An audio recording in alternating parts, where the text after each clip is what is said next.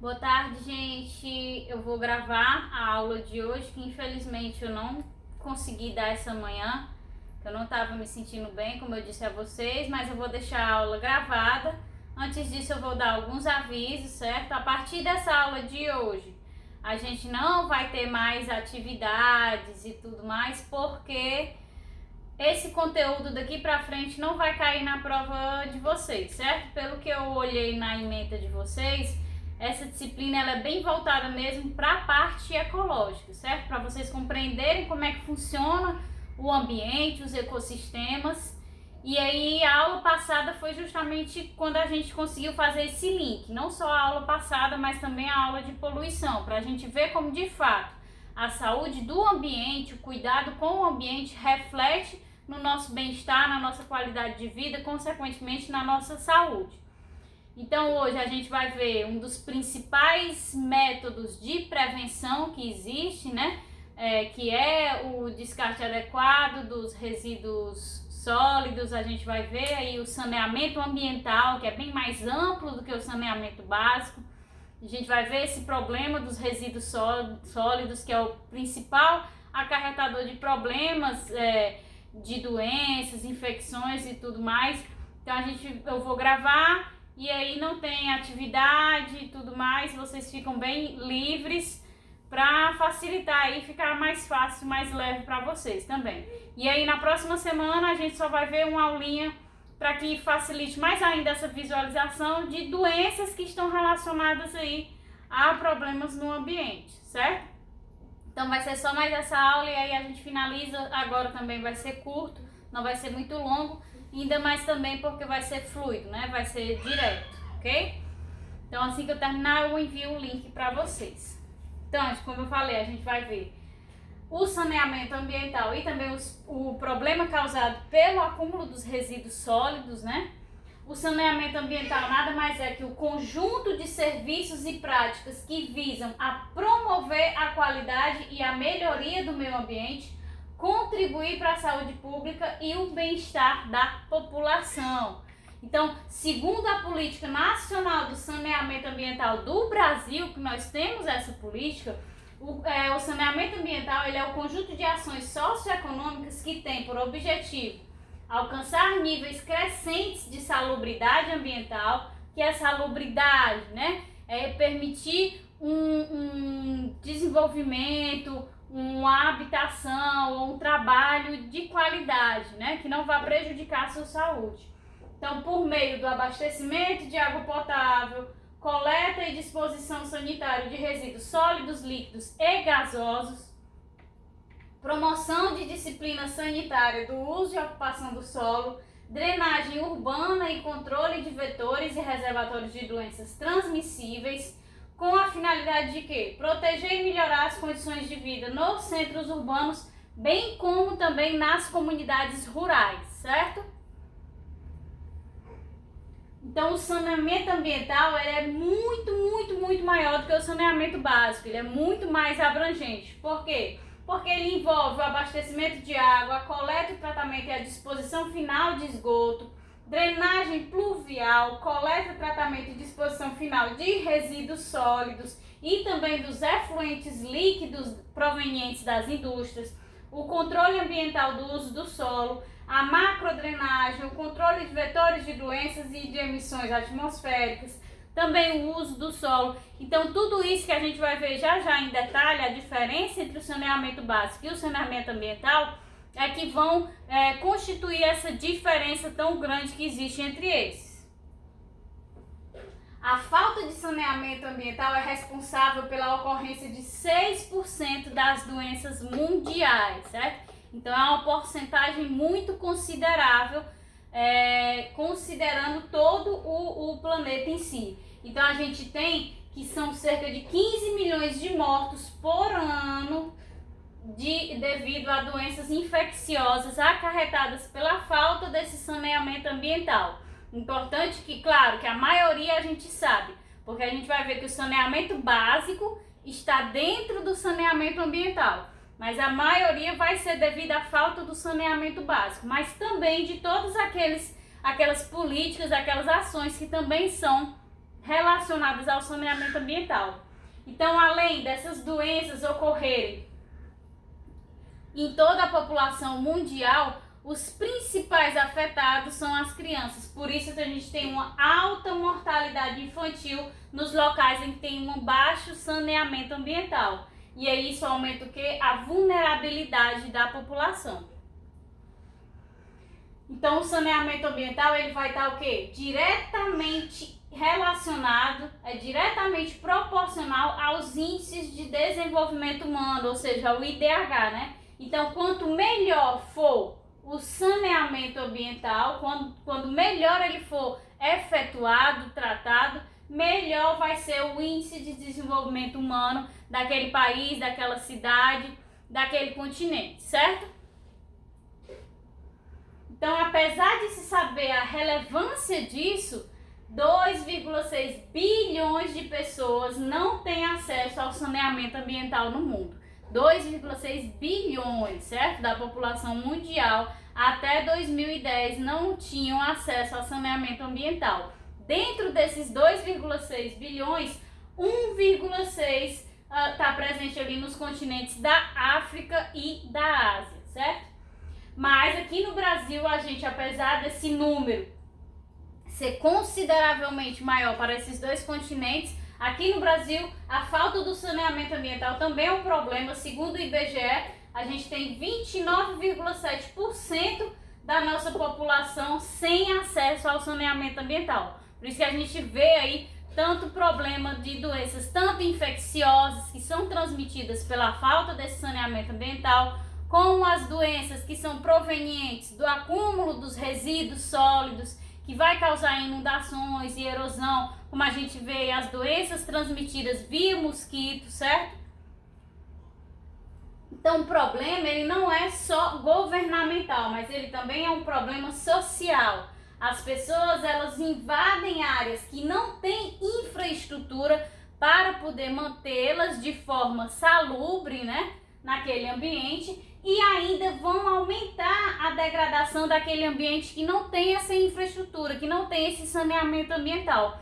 Então elas já chegam lá convivendo com o problema e vão aumentar esse problema através desse descarte inadequado e exorbitante de resíduos sólidos, líquidos e gasosos, além do componente orgânico desses resíduos que são descartados, que vão originar ali aquele chorume, que é um composto tóxico que vai poluir tanto o solo da região que essas pessoas estão vivendo, como também a camada da água superficial ali daquela região. Então vai haver o quê? Uma redução drástica da qualidade de vida, consequentemente da saúde dos indivíduos que vão viver nessa condição. E quanto às medidas governamentais, a gente tem que o governo ele alega que para se desempenhar as políticas associadas ao saneamento ambiental é preciso uma quantidade de recursos muito alta. Então são custos muito elevados para a implantação do serviço, em que para eles teoricamente não há retorno. É diferente quando eles desempenham uma obra de estrutura em que eles acham que vai haver um retorno para eles de alguma forma. E essa obra de saneamento ambiental, diretamente não há um retorno, mas isso equivale a um equívoco. Por quê? Porque no final das contas, quando não se realiza o saneamento ambiental, também vai ter que se realizar o quê? Os gastos com o tratamento dos doentes via SUS, né, pelo Sistema Único de Saúde, bem como o quê? O pagamento de assistências, de benefícios a pessoas que têm que se afastar do trabalho devido à ocorrência dessas doenças provenientes aí da falta do saneamento ambiental. Então, quais são as vantagens do saneamento ambiental, de que ele ocorra, né? Há uma redução nos casos de doenças infecciosas, obviamente, uma redução, então, da mortalidade infantil, que a gente viu que os principais afetados por essas doenças que ocorrem são as crianças. Então, há essa redução na mortalidade infantil. Se eu tenho a redução da mortalidade infantil, automaticamente eu melhoro os meus índices de desenvolvimento humano. Eu também tenho uma redução dos impactos ambientais. Se se eu tenho redução nos impactos ambientais, que a gente já viu que estão diretamente relacionados à saúde, eu vou ter um aumento da qualidade de vida, consequentemente uma melhoria da saúde do indivíduo. Então aqui a gente pode ver claramente a diferença entre o saneamento básico e o saneamento ambiental. O saneamento básico, ele é responsável por oferecer o quê? Ele oferece a água tratada, a coleta dos resíduos sólidos, a coleta de esgoto e o manejo das águas pluviais. Enquanto o saneamento ambiental, ele realiza tudo isso, mas a limpeza urbana, né, que é a limpeza das ruas, calçadas, etc., a disposição dos resíduos sólidos, líquidos e gasosos, ou seja, essa distribuição, o controle de remoção e distribuição corretas, adequadas desses resíduos, o controle de vetores e reservatórios de doenças, que é o caso aí daquele controle sanitário que se realiza para controlar a proliferação dos mosquitos, quando se vai invadir algum terreno para remoção de garrafas, de pneus que possam estar acumulando água e aí vai proliferar o mosquito e aumentar a incidência de dengue, zika, chikungunya, essas doenças transmitidas via vetores, como também aquelas regiões em que tem a passagem do esgoto a céu aberto e há uma proliferação de casos como leptospirose, hepatite, essas doenças infecto-contagiosas para quem tem contato com a água contaminada direto ou indiretamente.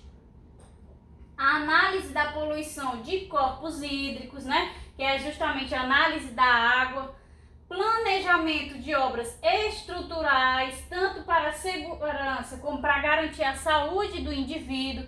Então, as obras que vão permitir que esse saneamento ambiental ocorra são também funções e objetivos do saneamento ambiental. E disciplina da ocupação do solo, para evitar o quê? Que ocorra o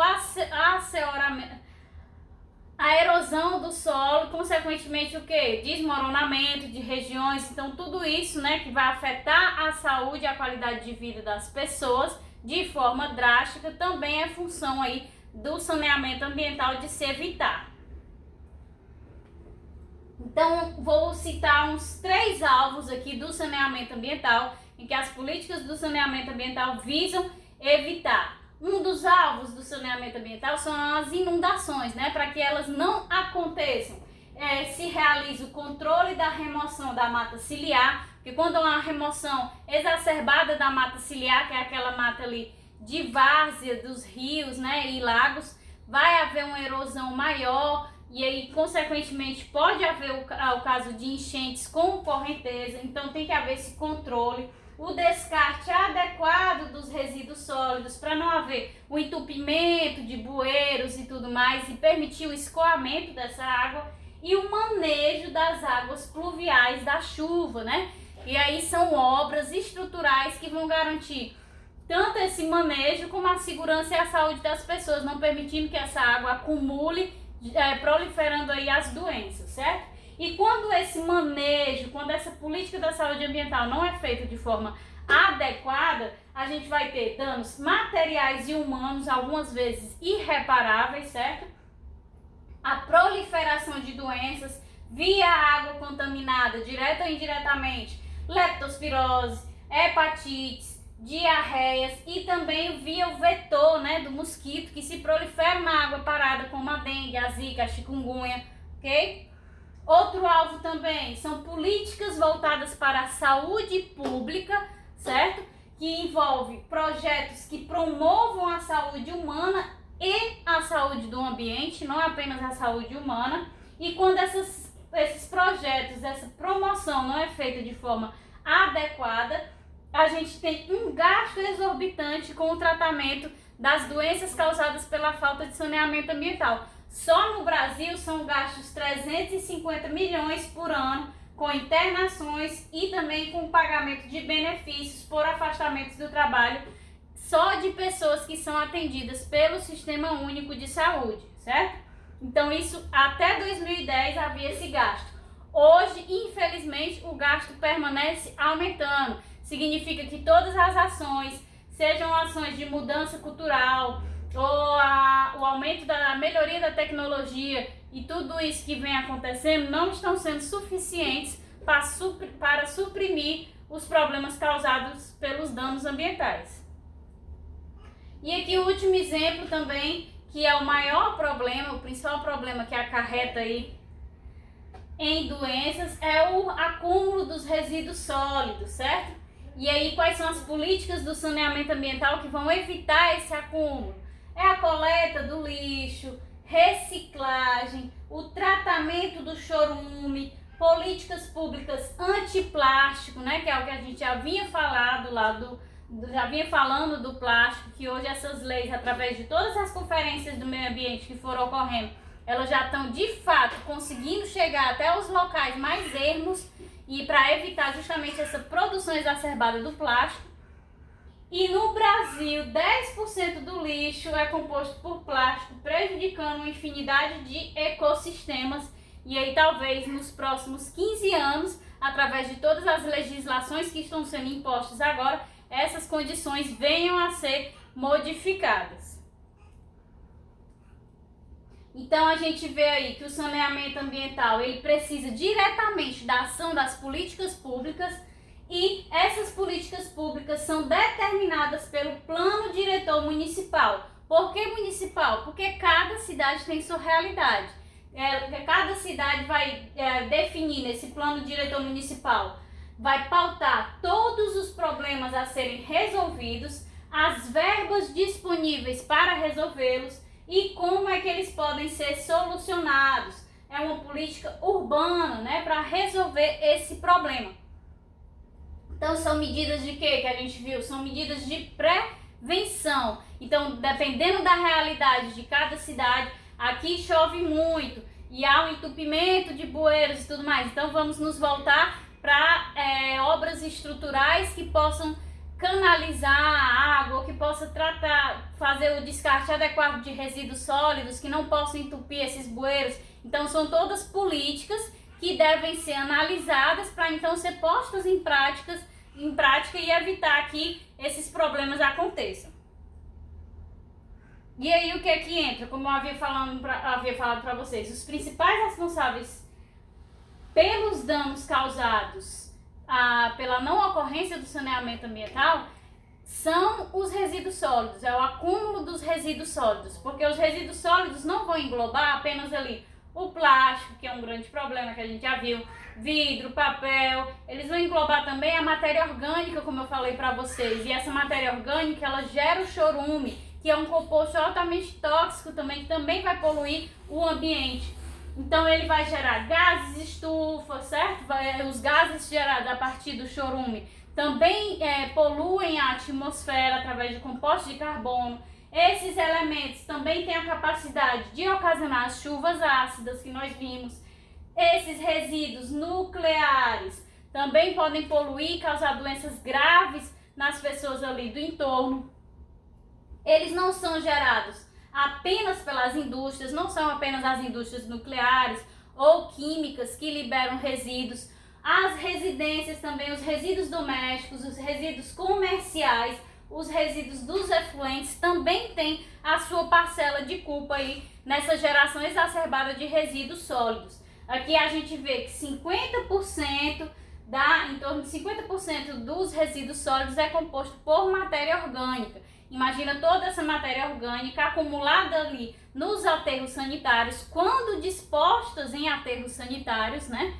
E aí ela vai gerar toda a produção daquele chorume. Mas a gente tem o plástico, tem produção de papel, vidro, metal, entre outros resíduos sólidos. Então a gente já sabe do problema que o plástico causa. O papel ele não causa um problema tão grande, porque ele é facilmente degradado e reutilizado, mas em sequência a gente vai ver que um dos principais problemas dos resíduos sólidos vem sendo hoje o vidro, né? O plástico, eu não vou entrar em detalhes porque a gente já falou bastante, mas o vidro ele vem sendo o segundo pior tipo de poluente proveniente de acúmulo de resíduos sólidos. A gente vai já ver por quê. Mas aqui é importante só que vocês compreendam que o acúmulo desses resíduos sólidos ele vai causar problemas em todos os níveis, certo? Então, por que que esse acúmulo de resíduos sólidos ele acontece? A gente tem 5 principais razões para que esse acúmulo aconteça. Falta de espaço para descarte adequado, então não tem espaço para descartar aquele lixo de forma adequada. A geração exagerada de resíduos, a gente vê na nossa própria casa todo dia tem casas que saem mais de 3 sacos de lixo, então é uma geração de lixo absurda para uma residência em que às vezes habita um casal, 4 pessoas, e tem uma geração de lixo muito grande. Então tem que começar a haver um controle a partir da sua casa, a partir da base, para depois a gente ir para fora, né? O uso exacerbado de embalagens, que apesar de estar havendo as políticas de modificação de comportamento quanto ao uso de plástico, ainda existem de forma muito amplificada, principalmente através do uso das sacolas, certo? O gerenciamento inadequado, e aí a gente tem por trás a falta da fiscalização desse gerenciamento inadequado, a não redução e o não reaproveitamento das indústrias, ou seja, as indústrias nem reduzem a sua geração de resíduos e poluentes, nem também, de certa forma, trabalham em políticas internas da empresa para que esses resíduos gerados por ela, lá na frente, de alguma forma, retornem e possam ser reutilizados, de forma, assim, a reciclar e não contaminar tanto o ambiente. Mas também há uma falha pelas indústrias nesse ponto, certo? E principalmente essa falha vem sendo relacionada aí ao descarte inadequado do vidro, porque antes as garrafas de vidro, bem antigamente, tanto as garrafas que a gente tinha de leite ou da própria Coca-Cola, elas eram reutilizáveis. Você comprava, bebia, levava a garrafa de volta e enchia novamente, trazia novamente para casa. Então isso poupava o ambiente da poluição com esse componente. Hoje em dia não, hoje ele é produzido em larga escala, a gente vê em todas principalmente na indústria de bebidas alcoólicas, todas essas long necks que são de vidro e são descartadas automaticamente no momento em que se encerra o consumo, e não há um reaproveitamento dessas embalagens. Então, isso acontece porque, mesmo com toda a política de reciclagem e tudo mais, é difícil a sua comercialização. Por quê? Porque o seu reaproveitamento tem um alto custo e um processo químico muito elaborado, ou seja, complexo para que se possa realizar, e a logística reversa, ela não vale a pena, ela não é bem efetuada. O que as indústrias poderiam fazer e deveriam fazer é trabalhar em políticas internas e pesquisas dentro da empresa que possam reaproveitar esse vidro, principalmente as indústrias de bebidas alcoólicas, que possam pegar esse vidro que foi descartado rapidamente e possa trazer de volta para servir de embalagem novamente. Mas isso não vem acontecendo e nem essas empresas dão sinais de que isso vai acontecer, certo? Então, quais são as alternativas para se solucionar esse problema dos resíduos sólidos, né? A gente tem, claro, o aumento da tecnologia, né? Métodos que possam degradar esses componentes, como o vidro, como o plástico, como o chorume, realizar o tratamento desses componentes de forma mais rápida e eficiente. Então, a tecnologia é sempre uma aliada, mas a gente sabe que qualquer pesquisa exige um tempo longo para que ela funcione. Mudanças no processo produtivo, principalmente mudanças culturais, né? Isso, como eu acabei de falar, desse acúmulo exagerado de lixo de forma desnecessária, o não reaproveitamento e também a não separação, né? A não reciclagem no nível mais básico dentro das residências até alcançar o nível mais alto, certo? E a outra alternativa seriam aqui os catadores. E os catadores, dentro de todas as alternativas, são as melhores até o momento. Por quê? Porque a tecnologia ela exige um tempo de pesquisa, exige um tempo de preparação e adaptação dessa tecnologia para que dê certo. E as mudanças culturais, a gente vê aí que já fazem quase 20 anos da Rio 92, e desde lá se haviam as políticas para inibir o plástico, né? Que se tirasse essa ideia de que o plástico é algo bom. No entanto, isso não aconteceu. Há quase 20 anos depois, ainda se acumula plástico, ainda se utiliza o plástico de forma desordenada. Então, o principal mecanismo que vem funcionando, que vem ajudando de fato a eliminar esses resíduos é a criação desses catadores. Então, os catadores, eles são uma forma de ajudar o saneamento básico de baixo custo, né? Não é caro, e a ação imediata vai ajudar na formação de quê? De cooperativas e associações. A formação dessas cooperativas e associações é importante, por quê? Porque vai haver um reconhecimento político. A gente tem mais de 12 leis, que eu não quis falar novamente para vocês, para não ficar cansativo, mas existem mais de 12 leis associadas às associações e cooperativas de catadores, certo? Então eles têm uma certa proteção legal, já que eles fazem o seu papel de fato de proteção do ambiente e contribuem de forma profunda para as políticas públicas que a gente viu, que são a base ali de cada cidade através do plano diretor municipal, e também vai garantir a renda fixa a milhares de famílias, né? Vai dar a base financeira para aquele catador conseguir sustentar a sua família e também ajudar aquela família a sair de condição, às vezes, de miséria. Então, a gente viu aí quão importante é o saneamento ambiental e também esse descarte adequado dos resíduos sólidos. Então, qualquer dúvida, vocês conversam comigo, já que não foi pessoalmente, não vai haver nenhuma atividade, mas é importante que vocês vejam a aula para que vocês fazerem esse link, como eu avisei desde lá da aula de introdução, que seria importante vocês conectarem os conteúdos, e aí depois na próxima aula a gente tem a última aula, ok? Então, brigadinha, até a próxima.